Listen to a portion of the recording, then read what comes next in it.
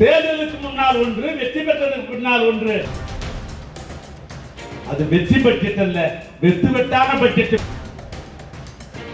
இந்த ஆட்சியாளர்கள் வந்ததும் சொன்னாங்க, வந்தது இல்லை, வர்றதுக்கு முன்னால சொன்னாங்க, குழந்தைகள் எல்லாம் பிறந்தால் அனைத்து குழந்தைகளுக்கு தங்க மோதிரம்.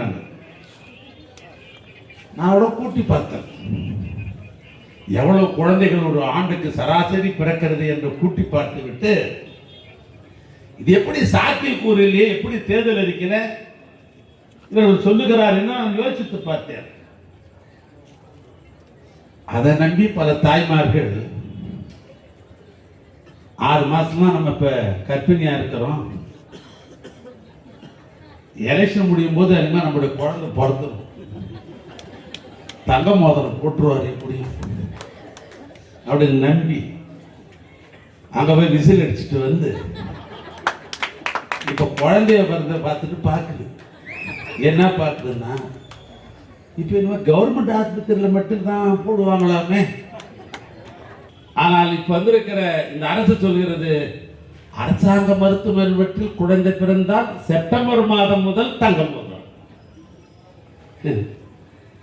நானும் சேகர் பாபு எல்லாம் நீ திட்டத்துக்கு போறதுக்கு முன்னாலேயே தலைவர் கலைஞர் பிறந்த நாள், அண்ணா பிறந்த நாள், தளபதி பிறந்த நாள், தம்பி உதயா பிறந்த நாள் என்று மாவட்ட கழகமே நாங்கள் தங்க மோதிரம் போட்ட கட்சியா கட்சி அவர் மாற்றிக்கொண்டார்கள். பிறக்கிற குழந்தைக்கெல்லாம் தங்க மோதிரம் என்று சொன்னால் இப்ப அரசு மருத்துவமனை பிறந்தாலும் மாற்றிக்கொண்டார்கள்.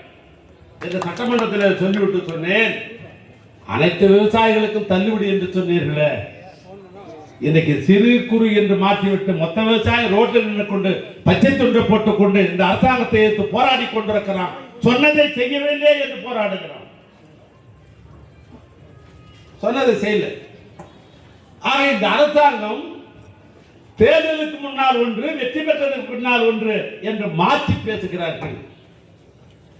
ஆனால் நான் ஒரு வரியில் சொல்ல வேண்டும் என்று சொன்னால், இந்த அரசாங்கம் போடப்பட்ட பட்ஜெட்டுக்கு அவர்கள் சொல்லுகிறார்கள், நாங்கள் வெற்றி பட்ஜெட் போட்டுவிட்டோம், வெற்றி பட்ஜெட் போட்டுவிட்டோம் என்று சொன்னார்கள்.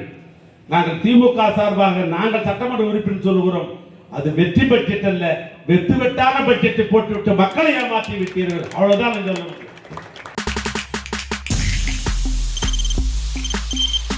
தவிர்க்க முடியாத தம்ப்நெயில்ஸ், கலக்கலான கண்டென்ட்ஸ், சினிமாவும் சீரியஸ் பிரச்சனைகளும், பல வருடங்கள் இடைவெளிக்கு பிறகு இந்த படத்துல ஒரு கலகலப்பும் கைகலப்பும்.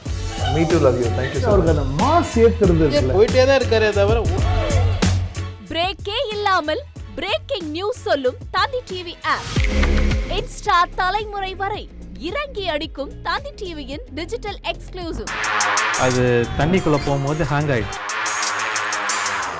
உங்களுக்கு விஜய் சார் எந்த அளவுக்கு ரொம்ப பிடிக்கும்? Of course, Malayalis are huge Vijay sir fans. ரெண்டு பேருமே ரொம்ப பிடிக்கும் எனக்கு.